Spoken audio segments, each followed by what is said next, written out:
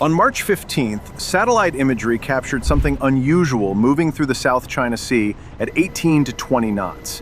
It was not one of the two supercarriers already deployed to the Middle East. It was not a cruiser or a destroyer.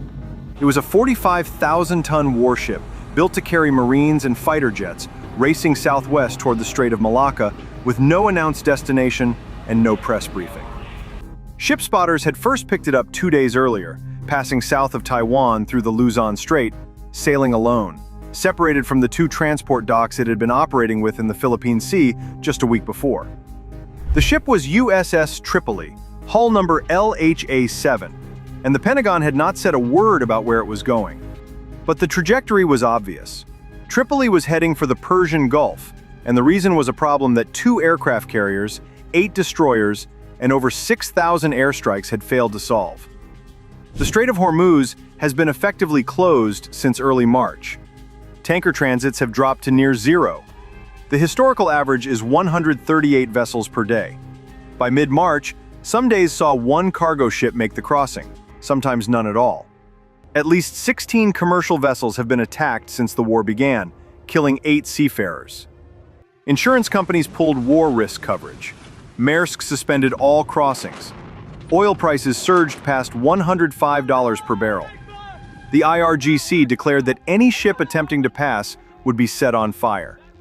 And even though the United States Navy has destroyed over 60 Iranian warships, sunk all 4 of Iran's most advanced Shahid Soleimani-class corvettes, eliminated over 30 mine layers, and struck roughly 6,000 targets across Iran in less than 3 weeks, the strait remains shut. Not because Iran has a navy left, because it does not need one. A single missile hitting a single tanker is enough to keep every insurer on Earth from writing a policy. And Iran still has missiles. That is where Tripoli changes the equation. This is not a standard amphibious assault ship.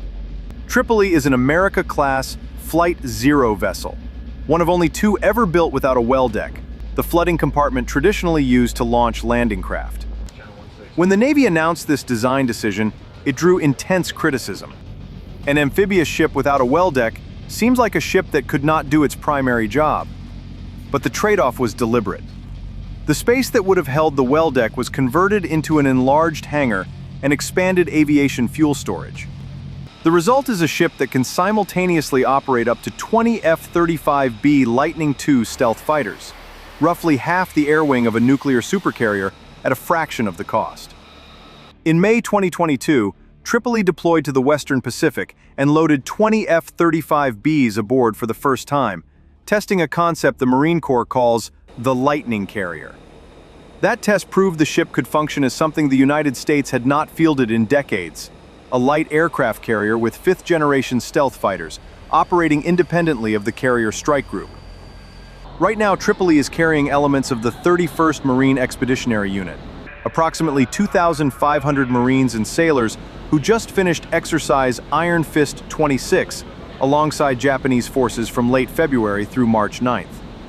The 31st MEU is the Marine Corps' only permanently forward-deployed expeditionary unit, based in Okinawa, and it travels with a full combat package: an infantry battalion, a composite aviation element with MV-22B Ospreys, AH-1Z Viper attack helicopters, UH-1Y Venom utility helicopters, CH-53E heavy lift transport helicopters, and the F-35Bs of Marine Fighter Attack Squadron 121. Escorting Tripoli are the guided missile cruiser USS Robert Smalls and the destroyer USS Rafael Peralta. Together, these 3 ships constitute a self-contained expeditionary strike group capable of air superiority, anti-surface warfare, amphibious assault, and sustained ground operations, all without a single boot touching shore until the commander decides the moment is right. The question is what CENTCOM plans to do with this force when it arrives in approximately 10 days.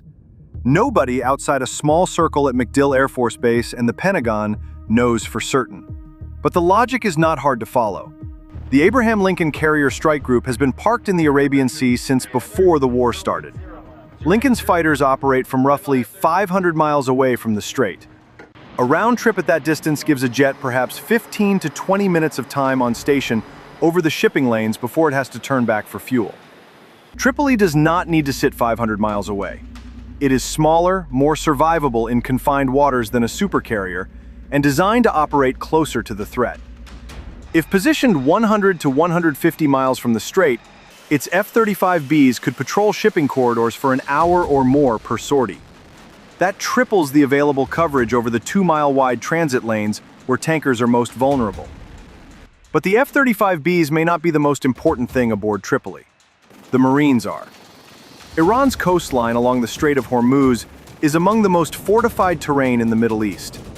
The IRGC has spent decades building underground missile cities, networks of tunnels carved into mountains and cliffs across Hormuzgan province, housing anti-ship cruise missiles, fast attack boats, unmanned surface vessels, sea drones, and naval mines.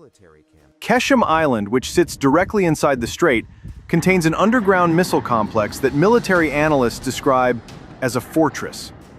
Coastal batteries with C-802 and Ghadir anti-ship missiles are embedded in rock faces near Bandar Abbas. The Ogab-44 underground airbase shelters Iranian fighters inside a mountain. Iranian state media has released footage showing tunnels packed with weapons on automated rail systems, ready for rapid deployment. These are not targets that airstrikes can reliably eliminate. A bomb can collapse a tunnel entrance. The IRGC digs a new one. A bomb can destroy a launcher caught in the open. But the launchers that stay underground, rolling out only to fire and retreating immediately, are nearly impossible to suppress from the air alone. That is why the Wall Street Journal reported that U.S. military planners are reconsidering something the Pentagon has avoided since the Korean War: an amphibious ground operation on Iranian soil, specifically along the Hormuzgan and Bushehr coastlines, to push launchers out of range of the shipping lanes. Whether that happens is a political decision far above CENTCOM's pay grade, but the tools for it are now in transit. A Marine Expeditionary Unit can insert forces by helicopter and Osprey onto terrain that has never been prepared for ground defense, bypassing minefields and coastal obstacles entirely.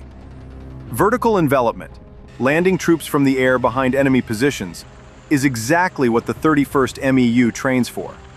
The islands inside the strait, including Abu Musa and the Greater and Lesser Tums, are Iranian-controlled positions that have long figured in war plans as potential objectives for neutralizing anti-ship threats. Seizing them would remove launch platforms sitting directly above the shipping lanes. Meanwhile, the Navy is assembling the other pieces needed to reopen the strait. 3 littoral combat ships, Canberra, Tulsa, and Santa Barbara, are in Bahrain carrying mine countermeasure mission packages that replaced the recently retired Avenger-class minesweepers.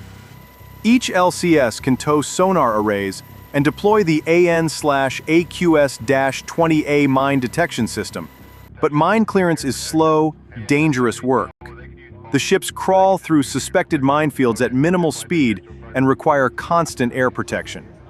Former Navy intelligence officers have stressed that local air superiority must be established before any sweeping can begin. Arleigh Burke destroyers with Aegis radar would provide the defense umbrella, while carrier fighters suppress coastal launchers targeting the minesweepers. Each of the 8 destroyers in the Arabian Sea also carries 2 MH-60 Seahawk helicopters that can be fitted with mine countermeasure pods. The entire operation amounts to a sequenced campaign. Continue degrading Iran's coastal missile capability through airstrikes. Establish air superiority over the strait to protect mine countermeasure ships. Clear and verify the shipping lanes. Then begin escorted convoys, destroyers flanking supertankers through the 2-mile-wide corridors with fighter cover overhead. President Trump has signaled the U.S. would provide military escorts and government-backed war insurance. France committed 10 additional warships and 2 frigates to an EU escort mission. Pakistan launched its own operation. But the fundamental problem remains. The strait is only 21 miles wide, the navigable lanes are narrower still, and Iranian mobile launchers hidden in mountain tunnels can fire, retreat, and fire again. Every tanker that gets hit resets the insurance clock to 0. That is why Tripoli matters more than its tonnage suggests. Aircraft carriers can bomb Iran, destroyers can shoot down missiles, but neither can walk into a tunnel complex and clear it. Neither can land on a cliff and silence the launcher firing from a cave above the waterline.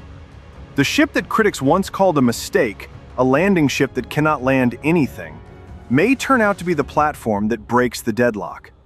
Not because of what it lacks, but because of what it carries. 2,500 Marines who do not need a beach to come ashore, and 20 stealth fighters that do not need a supercarrier to fly.